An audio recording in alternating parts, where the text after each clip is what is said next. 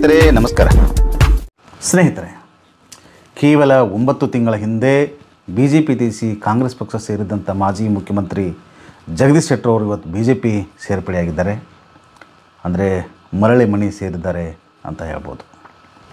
ವಿಧಾನಸಭಾ ಚುನಾವಣಾ ಸಮಯದಲ್ಲಿ ಹುಬ್ಬಳ್ಳಿಯಿಂದ ಸ್ಪರ್ಧಿಸಲು ಟಿಕೆಟ್ ಕೊಡದೇ ಇದ್ದ ಕಾರಣಕ್ಕಾಗಿ BJP ಹೈಕಮಾಂಡನ್ನು ವಾಚಾಮಗೋಚರವಾಗಿ ಟೀಕೆ ಮಾಡಿ ಕಾಂಗ್ರೆಸ್ ಸೇರ್ಪಡೆಯಾಗಿದ್ದಂತಹ ಜಗದೀಶ್ ಶೆಟ್ಟರ್ ಅವರು ಹುಬ್ಬಳ್ಳಿಯ ಸೆಂಟ್ರಲ್ ಕ್ಷೇತ್ರದಿಂದ ಕಾಂಗ್ರೆಸ್ ಪಕ್ಷದಿಂದ ಸ್ಪರ್ಧೆ ಮಾಡಿ ಭಾರೀ ಅಂತರದಿಂದ ಸೋಲನ್ನು ಒಪ್ಕೊಂಡಿದ್ದರು.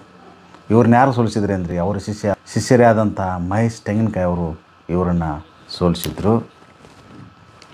ಇದಾದ ನಂತರ ನಮಗೆ ಟಿಕೆಟ್ ತಪ್ಪಲಿಕ್ಕೆ ಕಾರಣೀಕರ್ತರಾದ ಕೇಂದ್ರ ಸಚಿವ ಪ್ರಹ್ಲಾದ್ ಜೋಶಿಯವರೇ ಕಾರಣ ಅಂತ ತಿಳ್ಕೊಂಡು ಅವ್ರ ಮೇಲೆ ಇನ್ನಿಲ್ಲದಂತೆ ಹರಿಹರಿದಿದ್ದ ಜಗದೀಶ್ ಶೆಟ್ಟರ್ ಅವರು ಯಾವ ಆಮಿಷಕ್ಕೆ ಬಲಿಯಾದರೂ ಏನೋ ಮತ್ತೆ BJP ಸೇರ್ಪಡೆಗೊಂಡಿದ್ದಾರೆ. ಕಾಂಗ್ರೆಸ್ ಪಕ್ಷಕ್ಕೆ ಸೇರ್ಪಡೆಯಾಗುವಾಗ BJP ಪಕ್ಷ ತಮ್ಮನ್ನು ಸರಿಯಾಗಿ ನಡೆಸ್ಕೊಳ್ತಾ ಇಲ್ಲ, ನಮ್ಮ ಅನುಭವವನ್ನು ಬಳಸ್ಕೊಳ್ತಾ ಇಲ್ಲ, ನಮ್ಮನ್ನು ನಿರ್ಲಕ್ಷ್ಯ ಮಾಡಿದೆ, ಯೂಸ್ ಅಂತೂ ಮಾಡಿದೆ ಅಂಥೇಳಿ ಆರೋಪ ಮಾಡಿದಂಥ ಶೆಟ್ಟರ್ ಅವರು ಈಗ ಯಾವ ಕಾರಣದಿಂದ ಕಾಂಗ್ರೆಸ್ ಪಕ್ಷ ತೊರೆದರು ಅನ್ನೋದನ್ನು ಅವರೇ ಹೇಳಬೇಕು. ಒಂದು ಮಾಹಿತಿ ಪ್ರಕಾರ ಭಾಳ ಹಿಂದಿನಿಂದ ಅಂದರೆ BY ವಿಜಯೇಂದ್ರ ಅವರು ಯಾವಾಗ BJP ಪಕ್ಷದ ರಾಜ್ಯ ಅಧ್ಯಕ್ಷರಾದರೂ ಅವತ್ತಿನಿಂದ ಈ ಕಾರ್ಯ ಜಾರಿ ಇತ್ತು. ಯಾವ ಜಗದೀಶ್ ಲಿಂಗಾಯತ ಪ್ರಮುಖ ನಾಯಕರಾದಂಥ ಜಗದೀಶ್ ಶೆಟ್ಟರ್ ಅವ್ರನ್ನ ಮತ್ತೆ BJP ಪಕ್ಷಕ್ಕೆ ಮರಳಿ ತೊಗೋಬೇಕು, ಅವ್ರನ್ನ ಉಪಯೋಗ ತೊಗೋಬೇಕು, ಉತ್ತರ ಕರ್ನಾಟಕದಾಗ ಮತ್ತೆ BJP ಮತ್ತೆ ಸ್ವಿಂಗ್ ಆಗಬೇಕು, ಬರಲಿರ್ತಕ್ಕಂಥ ಲೋಕಸಭಾ ಚುನಾವಣೆಯಲ್ಲಿ ಅತಿ ಹೆಚ್ಚು ಸೀಟ್ಗಳನ್ನು ಗೆಲ್ಲಬೇಕು ಅನ್ನೋ ವಿಚಾರಧಾರೆಯೊಂದಿಗೆ ಈ ಒಂದು ಸಂಧಾನ ನಡೀತಾನೇ ಇತ್ತು. ಅದು ಇವತ್ತು ಹೊರಬಿದ್ದಿದೆ ಅಷ್ಟೇ, ಅದರೇನು ಹೊಸದೇನಿಲ್ಲ. ಇದು ಬಹಳ ದಿನದಿಂದ ಗುಸು ಆಗಲಿ ಪಿಸುಲಾಗಲಿ ನಡೀತಾನೇ ಇತ್ತು. ರಾಜಕಾರಣದಲ್ಲಿ ನಡೆಯಬಾರದ ಘಟನೆಗಳು ಸದಾಕಾಲ ಸಡನ್ನಾಗಿ ನಡೆದು ಬಿಡ್ತವೆ ಅನ್ನೋದಕ್ಕೆ ಇದೇ ಘಟನೆ ಸಾಕ್ಷಿ ಅಂತ ಅನ್ಬೋದು. ಬಹುಶಃ ರಾಜ್ಯದಲ್ಲಿ ಕಾಂಗ್ರೆಸ್ ಪಕ್ಷ ಅಧಿಕಾರದಲ್ಲಿ ಇದ್ದರೂ ಕೂಡ ಕಾಂಗ್ರೆಸ್ ಪಕ್ಷವನ್ನು ತ್ಯಜಿಸಿ BJP ಸೇರ್ಪಡೆಯಾಗಲಿಕ್ಕೆ ಇವು ರೆಡಿ ಆಗ್ತಾರಂದ್ರೆ ಇದ್ರ ಹಿಂದೆ ಮಹಾ ಅಮಿಷ ಕೆಲಸ ಮಾಡೈತಿ ಅಂತ ಹೇಳುವಂಥದ್ದು. ಒಂದು ಮಾಹಿತಿ ಪ್ರಕಾರ ಈ ಸಲ ಲೋಕಸಭಾ ಚುನಾವಣೆಯಲ್ಲಿ ತಮಗೆಲ್ಲಿ ಸೋಲಾಗ್ತೈತೆ ಅನ್ನೋ ಭಯದಿಂದಲೂ ಅಫ್ರೇಡ್ನಿಂದನೂ ಜಗದೀಶ್ ಶೆಟ್ಟರ್ ಅವ್ರ ಜೊತೆ ಹೊಂದಾಣಿಕೆ ಮಾಡಿಕೊಳ್ಳೋಕ್ಕೂ ಹಾಲಿ ಸಂಸದರು ಕೇಂದ್ರ ಸಚಿವರಾದಂಥ ಪ್ರಹ್ಲಾದ್ ಜೋಶಿ ಅವರು ಪ್ರಯತ್ನ ಮಾಡಿದರು ಅಂತ ಹೇಳುವಂಥದ್ದು. ಈಗಾಗಲೇ ಅವರು ಸಾಕಷ್ಟು ಬಾರಿ ಪ್ರಹ್ಲಾದ್ ಜೋಶಿ ಅವ್ರನ್ನ ಟೀಕೆ ಮಾಡಿದರೂ ಕೂಡ ರಾಜಕಾರಣ ಏನೆಲ್ಲ ಮಾಡ್ಸೋಕ್ಕಸ್ತೈತಿ, ರಾಜಕಾರಣ ಸಂಧಾನ ಮಾಡ್ಸೋಕ್ಕಸ್ತೈತಿ, ಒಳ್ಳೆಯ ಸಂಬಂಧವನ್ನು ಬೆಳೆಸಲಿಕ್ಕೂ ಹಸ್ತೈತಿ ಅನ್ನೋದಕ್ಕೆ ಇದೇ ಘಟನೆ ಸಾಕ್ಷಿ ಅಂತ ಹೇಳ್ಬೋದು. ಒಂದು ಅನುಸಂಧಾನ ಏನಾಗಿತ್ತಪ್ಪ ಅಂದ್ರೆ, ಒಂದು ಮೂಲದ ಮಾಹಿತಿ ಪ್ರಕಾರ ಜಗದೀಶ್ ಶೆಟ್ಟರ್ಗೆ ಬರಲಿರುವ ಲೋಕಸಭಾ ಚುನಾವಣೆಯಲ್ಲಿ ಬೆಳಗಾವಿ ಕ್ಷೇತ್ರದಿಂದ ಟಿಕೆಟ್ BJP ಪಕ್ಷ ಟಿಕೆಟ್ ಕೊಡೋದು, ಅವ್ರನ್ನ ಗೆಲ್ಲಿಸಿ ಆದಮೇಲೆ ಕೇಂದ್ರದಲ್ಲಿ ಸಚಿವರನ್ನಾಗಿ ಮಾಡೋದು ಅಂಥೇಳಿ ಅವ್ರದ್ದು ಪ್ರಪೋಸಲನ್ನು ಜಗದೀಶ್ ಶೆಟ್ಟರ್ ಮುಂದೆ ಅವರು ಇಟ್ಟಿರಂತ. ಮೊದಲು ಏನು ಮಾಡಿರು ಅಂದ್ರೆ, ನಾನು ಬೆಳಗಾವಿಯಿಂದ ನಿಂದ್ರಂಗಿಲ್ಲ, ನಾನು ಧಾರವಾಡದಿಂದ ನಿಂದಿರ್ತನು, ಹಂಗಾದ್ರೆ ನಾನು ಒಪ್ಪಿಗೆ ಐತೆ ಅಂತ ಅಂದಿದ್ರತ್ತ. ಆದರೂ ಕೆಲವು ದಿನಗಳು ಹೋದ ನಂತರ ಈಗಾಗಲೇ ಇದ್ದ ಕ್ಷೇತ್ರ ಬಿಟ್ಟು ಬೇರೆ ಕ್ಷೇತ್ರಕ್ಕೆ ಹೋಗಲಿಕ್ಕೆ ಪ್ರಹ್ಲಾದ್ ಜೋಶಿ ಅವರಿಗೆ ಇಷ್ಟ ಇಲ್ಲದೇ ಇರ್ಬೋದು, ಅಥವಾ ಕಮ್ಯುನಿಟಿ ಬೆಂಬಲನೂ ಇರದೇ ಇರ್ಬೋದು. ಆದರೆ ಬೆಳಗಾವಿಯಲ್ಲಿ ಮಾತ್ರ ಅವರ ಬೀಗರಣ MP ಇರೋದರಿಂದ ಈಗಲೂ ಕೂಡ ಮಂಗಳ ಅಂಗಡಿಯವರು MP ಇದ್ದಾರೆ. ಮಂಗಳ ಅಂಗಡಿಯವರು ನಿಮಗೆ ಗೊತ್ತಿರುವಂತೆ ಜಗದೀಶ್ ಶೆಟ್ಟರ್ ಅವರ ಸೊಸೆಯ ತಾಯಿಯವರು. ಹೀಗಿರೋದ್ರಿಂದ ಕಳೆದ ಸಾರಿ ಚುನಾವಣೆ ಎಲ್ಲ ಉಸ್ತುವಾರಿನ ಜಗದೀಶ್ ಶೆಟ್ಟರ್ ಅವರೇ ನೋಡ್ಕೊಂಡಿದ್ದರಿಂದ ಆ ಕ್ಷೇತ್ರದ ಪರಿಚಯ ಇವ್ರಿಗೆ ಇರೋದರಿಂದ ಬೆಳಗಾವಿ ಜಿಲ್ಲೆಯಿಂದ ಇವರು BJPಯಿಂದ ನಿಲ್ಲಲಿಕ್ಕೆ ಪಿಟ್ ಕ್ಯಾಂಡಿಡೇಟ್ ಅಂತೇಳಿ BJP ಭಾವಿಸಿತ್ತು, ಏನೋ ಗೊತ್ತಾಗಲಿಲ್ಲ. ಈ ಎಲ್ಲದರ ಹಿನ್ನೆಲೆಯಲ್ಲಿ ಇವತ್ತು ಜಗದೀಶ್ ಶೆಟ್ಟರು BJPಯನ್ನು ಸೇರ್ಪಡೆ ಆದರು ಅಂತ ಹೇಳುವಂಥದ್ದು. ಬರಲಿರುವ ದಿನಗಳಲ್ಲಿ ಬೆಳಗಾವಿ ಕ್ಷೇತ್ರದ ಸ್ಪರ್ಧೆ ಮಾಡಲಿಕ್ಕೆ ಸಾಕಷ್ಟು ಜನ ಕ್ಯಾಂಡಿಡೇಟ್ಗಳು ರೆಡಿ ಇದ್ದರು. ಅವರನ್ನೆಲ್ಲ ಓವರ್ಟೇಕ್ ಮಾಡಿ ಜಗದೀಶ್ ಶೆಟ್ಟರ್ ಅವ್ರಿಗೆ ಟಿಕೆಟ್ ಕೊಟ್ಟರೆ ಖಂಡಿತ BJP ಪಕ್ಷ ಗೆದ್ದು ಬರ್ತದ ಅನ್ನುವ ಲೆಕ್ಕಾಚಾರ BJP ಹೈಕಮಾಂಡಂದು ಅಂತ ಹೇಳುವಂಥದ್ದು. ಈ ಕಾರಣಕ್ಕೋಸ್ಕರ ಅಲ್ಲಿ ಬೆಳಗಾವಿ ಲೋಕಸಭಾ ಕ್ಷೇತ್ರದ BJP ಕ್ಯಾಂಡಿಡೇಟ್ ಯಾರಂದ್ರೆ ಜಗದೀಶ್ ಶೆಟ್ಟರ್ ಫಿಕ್ಸ್ ಆದಂಗ ಅಂತ ಹೇಳುವಂಥದ್ದು. ರಾಜಕಾರಣದಲ್ಲಿ ಹಿರಿಯರಾದವರು ಭಾಳ ಪ್ರಬುದ್ಧತೆಯಿಂದ ನಡ್ಕೊಳ್ಬೇಕಾಗ್ತದೆ. ಶಾರ್ಟ್ ಟೆಂಪರ್ಗೆ ಒಳಗಾದರೆ ಅದಕ್ಕೆ ಹಾನಿಯಾಗೋದು ನಿಶ್ಚಿತ ಅನ್ನೋದಕ್ಕೆ ಸಾಕಷ್ಟು ಉದಾಹರಣೆಗಳು ಈ ಹಿಂದೆ ನಡೆದಿರುವಂಥದ್ದು. ಅದನ್ನು ಬಿಟ್ಟು ತಮ್ಮ ಸ್ವಂತಕ್ಕನ್ನು ಕೊಡಲಿಲ್ಲ, ಟಿಕೆಟ್ ಕೊಡಲಿಲ್ಲ, ಅದು ಕೊಡಲಿಲ್ಲ, ಸ್ವಲ್ಪ ವೇಟ್ ಮಾಡಬೇಕಾಗತ್ತೆ. ಯಾವುದೇ ಪಕ್ಷ ವೇಟಿಂಗ್ ಪೀರಿಯಡ್ ಮಾಡಬೇಕಾಕತಿ ಇತ್ತು, ಅವ್ರಿಗೆ ಇನ್ನೂ ವೇಟ್ ಮಾಡೋದಿತ್ತು. ಆದರೂ ವೇಟ್ ಮಾಡಲ್ದ ನಮ್ಗೆ ಟಿಕೆಟ್ ಕೊಡಲಿಲ್ಲ ಅನ್ನೋ ಕಾರಣಕ್ಕೆ ಅವ್ರು ಹೇಳಿದ್ರಿ ಹೈಕಮಾಂಡ್ದವರು, ನಿಮ್ಮನ್ನು ಬಿಟ್ಟು ಬೇರೆ ಯಾರಿಗಾದ್ರೂ ಕೊಡ್ರಿ, ನಿಮ್ಮ ಮಗಾರ ಕೊಡ್ರಿ, ನಿಮ್ಮ ಪತ್ನಿಯವ್ರಿಗಾರ ಕೊಡ್ರಿ, ನಾವು ಟಿಕೆಟ್ ಕೊಡ್ತೀವಿ ಅಂತ ಹೇಳಿದ್ರು. ಇಲ್ಲ ನನಗೆ ಕೊಡಬೇಕಂದ್ರೆ ಅವರು ಕೊಡಲಿಲ್ಲ. ಅದು ಇಬ್ಬರು ಹಠಕ್ಕೆ ಬಿದ್ದಂಗೆ ಆಯ್ತು. ಒಮ್ಮೆ ನಾವು ಅನೌನ್ಸ್ ಮಾಡಿದ್ದು ಅದನ್ನು ಹಿಂದೆ ತಗೊಳಕ್ಕೆ ಹೋದ್ರೆ ಮತ್ತೆ ಬೇರೆ ಕಡೆ ಇಫೆಕ್ಟ್ ಆಗ್ತೈತೆ ಅಂತೇಳಿ BJP ಹೈಕಮಾಂಡ್ದವರು ನಾವು ನಿಮ್ಮನ್ನು ಬಿಟ್ಟು ಬೇರೆದವ್ರು ಕೊಡ್ತೀವಿ ಕರೆ ನಿಮಗೆ ಕೊಡಂಗಿಲ್ಲ ಅಂತ ಹೇಳಿದರು. ಆದರೆ ಶೆಟ್ಟರ್ ಅವರು ನಾನೇ ತೊಗೋಬೇಕು, ನನಗೆ ಕೊಡಬೇಕು ಅಂತೇಳಿ ಇವರು ಒತ್ತಾಯ ಮಾಡಿದರು.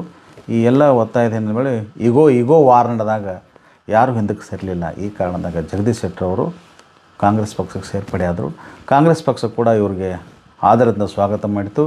ಮಾಜಿ ಮುಖ್ಯಮಂತ್ರಿಗಳು ಲಿಂಗಾಯತ ನಾಯಕರು ಅಂಥೇಳಿ ಇವರು ಟಿಕೆಟು ಕೊಡ್ತು. ಟಿಕೆಟ್ ದುರ್ದೈವಶಾತ್ ಇವರು ಸೋತರು ಕೂಡ ಇವ್ರಿಗೆ ಮುಜುಗರ ಆಗಬಾರ್ದು, ಕಾಂಗ್ರೆಸ್ ಸೇರ್ಪಡೆ ಆದ ನಂತರ ನನಗೆ ಅನ್ಯಾಯ ಆತು ಅನ್ನೋ ಅವ್ರು ಅಂದ್ಕೋಬಾರ್ದು ಅಂತೇಳಿ ಅವ್ರನ್ನ MLCನೂ ಮಾಡಿದರು.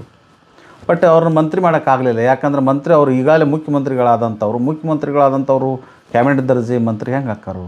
ಈ ಕಾರಣದಿಂದಾಗಿ ಸೂಕ್ತ ಕಾಲದ ಸಲುವಾಗಿ ಅಥವಾ ಈ ಬರಲಿರುವ MP ಚುನಾವಣೆ ಸಲುವಾಗಿ ಅವ್ರು ವೇಟ್ ಮಾಡ್ತಾಯಿದ್ರು ಕಾಂತತಿ. ಇವ್ರನ್ನ MP ಕ್ಷೇತ್ರಕ್ಕೆ ನಿಲ್ಲಿಸಿ ಗೆಲ್ಲಿಸುವ ವಿಚಾರ ಕಾಂಗ್ರೆಸ್ ಪಕ್ಷದ ಇತ್ತು ಅಂತ ಕಾಂತತಿ. ಹಾಗೋಸ್ಕರ ಅವ್ರು ವೇಟ್ ಮಾಡಿದರು. ಬಟ್ ಅಷ್ಟರೊಳಗೆ BJP ಅವರು ಇವ್ರನ್ನ ಹಾರಿಸಿಕೊಂಡು ಹೋದರು.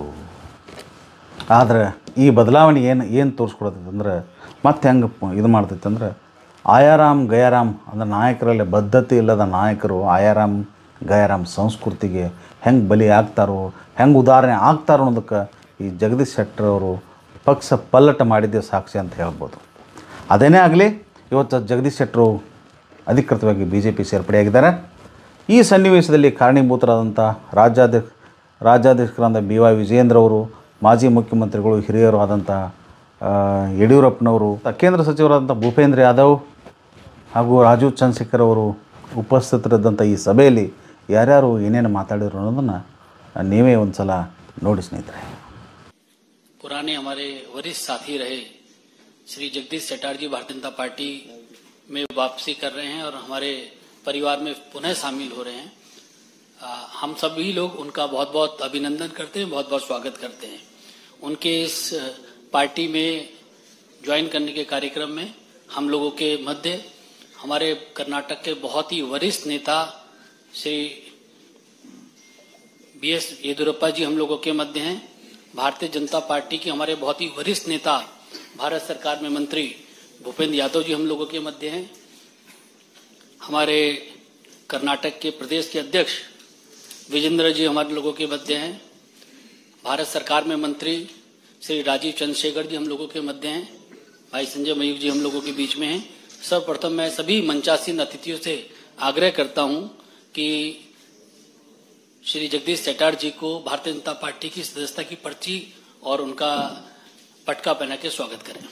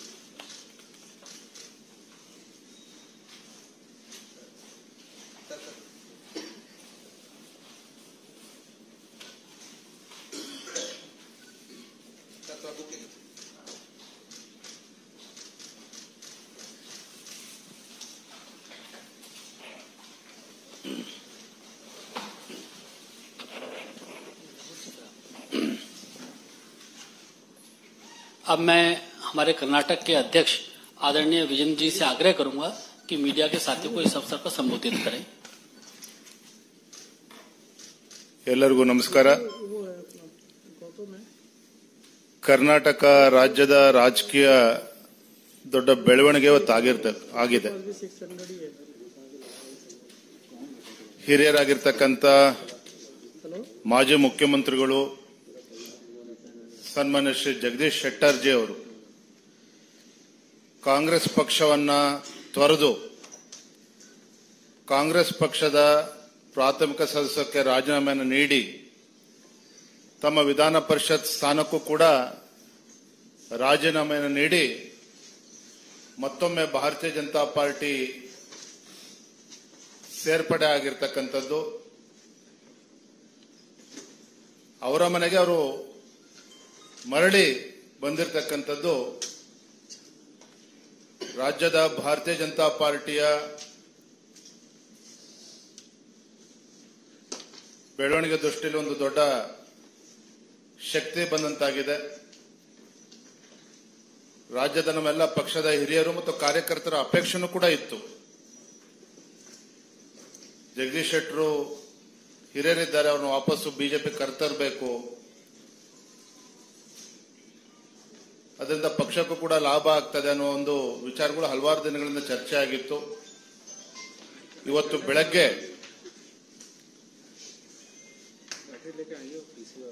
ಭಾರತೀಯ ಜನತಾ ಪಾರ್ಟಿಯ ವರಿಷ್ಠರಾಗಿರ್ತಕ್ಕಂಥ ಮಾನ್ಯ ಗೃಹ ಮಂತ್ರಿಗಳು ಅಮಿತ್ ಶಾ ಜಿ ಅವರು ಅವರನ್ನ ಭೇಟಿ ಮಾಡಿ ಸನ್ಮಾನ್ಯ BS ಯಡಿಯೂರಪ್ಪನವರು ಮತ್ತೆ ಜಗದೀಶ್ ಶೆಟ್ಟರು ಎಲ್ಲ ಹಿರಿಯರು ಅವರ ಸಮ್ಮುಖದಲ್ಲಿ ಭೇಟಿ ಮಾಡಿ ಅಮಿತ್ ಶಾ ಜಿ ಅವರ ಚರ್ಚೆಯನ್ನು ಕೂಡ ಮಾಡಿ ಯಾವುದೋ ಒಂದು ಅಪೇಕ್ಷೆ ಇಲ್ಲದೇನೆ ಭಾರತೀಯ ಜನತಾ ಪಾರ್ಟಿ ಸೇರ್ಪಡೆ ಆಗ್ತೇನೆ ಅನ್ನುವ ವಿಚಾರವನ್ನ ಅವ್ರ ಮುಂದೆ ಇಟ್ಟಾಗ ಅಮಿತ್ ಶಾ ಜಿ ಅವರು ಕೂಡ ತುಂಬಾ ಸಂತೋಷ ವ್ಯಕ್ತಪಡಿಸಿದ್ರು. ನಡ್ಡಾಜಿ ಅವರು ಕೂಡ ಬಹಳ ಸಂತೋಷ ವ್ಯಕ್ತಪಡಿಸಿದ್ದಾರೆ. ನಮ್ಮೆಲ್ಲರಿಗೂ ಸಹ ರಾಜ್ಯದ ಪ್ರತಿಯೊಬ್ಬ ಭಾರತೀಯ ಜನತಾ ಪಾರ್ಟಿ ಕಾರ್ಯಕರ್ತನು ಕೂಡ ಮಾನ್ಯ ಜಗದೀಶ್ ಶೆಟ್ಟರ್ ಅವರು ಬಿಜೆಪಿಗೆ ಮರಳಿರ್ತಕ್ಕಂಥದ್ದು ತುಂಬಾ ಸಂತೋಷವನ್ನ ತಂದಿದೆ ಅಂತ ಹೇಳಿ ನಾನು ಈ ಸಂದರ್ಭದಲ್ಲಿ ಹೇಳಲಿಕ್ಕೆ ಇಚ್ಛೆಪಡ್ತೇನೆ. मेरा आदरणीय भूपेंद्र यादव जी से आग्रह कि शब्दों के माध्यम से जगदीश शेट्टर जी का स्वागत करें।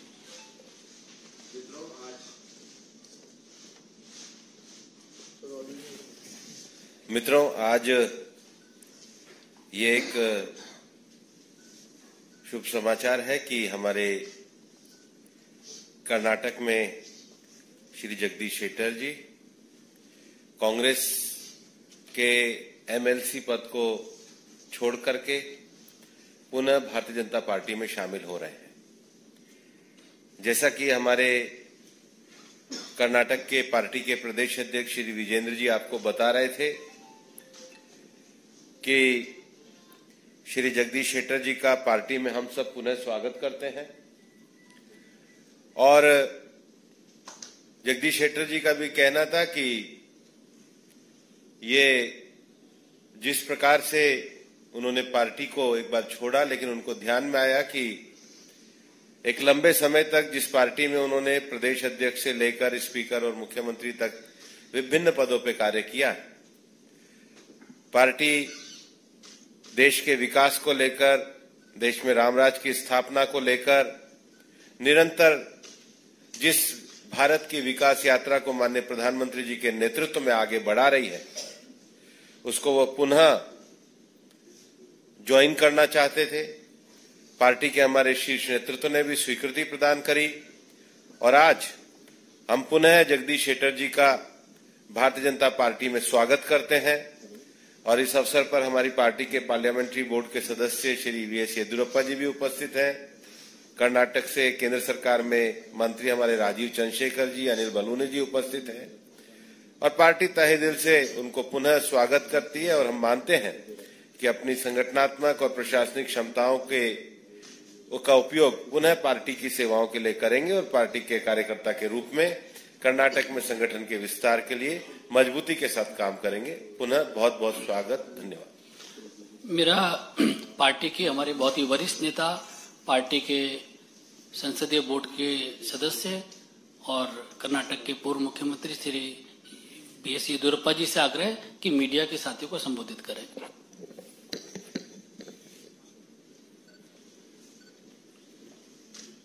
ಜಗದೀಶ್ ಶೆಟ್ಟರು ಹಿಂದೆ ಮುಖ್ಯಮಂತ್ರಿಯಾಗಿ ಪಕ್ಷದ ಅನೇಕ ಜವಾಬ್ದಾರಿಗಳನ್ನು ವಹಿಸಿಕೊಂಡು ದುಡಿದಂತ ಒಬ್ಬ ಹಿರಿಯ ವ್ಯಕ್ತಿ. ನಮ್ಮೆಲ್ಲ ಕಾರ್ಯಕರ್ತರ ಅಪೇಕ್ಷೆ ಇತ್ತು ಅವರು ವಾಪಸ್ ಬಿಜೆಪಿಗೆ ಬರಬೇಕು ಅಂತ ಹೇಳಿ. ಅದಕ್ಕಾಗಿ ಬೆಳಿಗ್ಗೆ ಗೃಹ ಸಚಿವ ಅಮಿತ್ ಶಾ ಜಿಯವ್ರನ್ನ ನಾನು, ಜಗದೀಶ್ ಶೆಟ್ಟರು, ವಿಜೇಂದ್ರ ಎಲ್ಲರೂ ಭೇಟಿ ಮಾಡಿ ಅವರು ಸಹ ಬಹಳ ಸಂತೋಷದಿಂದ ಅವರನ್ನು ಬಿಜೆಪಿಗೆ ಸ್ವಾಗತ ಮಾಡಿ ಬರಬೇಕು ಅಂತ ಹೇಳಿದ್ರು. ಅದರಂತೆಯೇ ಇವತ್ತು ಬಿಜೆಪಿಗೆ ಸೇರಿದ್ದಾರೆ. ನಮ್ಮ ರಾಷ್ಟ್ರೀಯ ಅಧ್ಯಕ್ಷ ನಡ್ಡಾಜಿಯವರನ್ನು ಸಹ ಈಗ ನಾವು ಭೇಟಿ ಮಾಡ್ತಾ ಇದ್ದೇವೆ.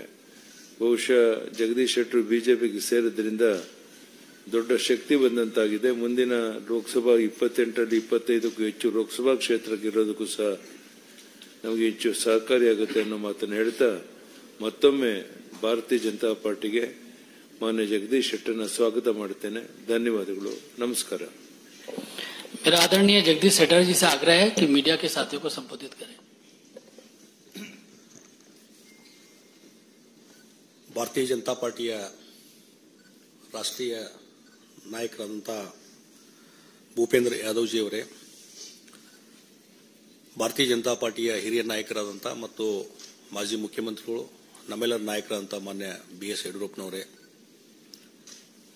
ಕರ್ನಾಟಕ ರಾಜ್ಯದ ಬಿಜೆಪಿ ಅಧ್ಯಕ್ಷರಾದಂಥ ಆತ್ಮೀಯರಾದಂಥ BY ವಿಜೇಂದ್ರ ಅವರೇ, ಇನ್ನೊಬ್ಬ ಬಿಜೆಪಿ ಮುಖಂಡರು ಕೇಂದ್ರ ಸಚಿವರಾದಂಥ ರಾಜೀವ್ ಚಂದ್ರಶೇಖರ್ ಅವರೇ, ಆತ್ಮೀಯ ಮಾಧ್ಯಮದ ಮಿತ್ರರೇ, ಇವತ್ತು ಬಹಳ ಒಂದು ಸಂತೋಷದ ಸಂಗತಿ. ನಾನು ಕಳೆದ ಅಸೆಂಬ್ಲಿ ಚುನಾವಣೆಯಲ್ಲಿ ಭಾರತೀಯ ಜನತಾ ಪಾರ್ಟಿಯನ್ನು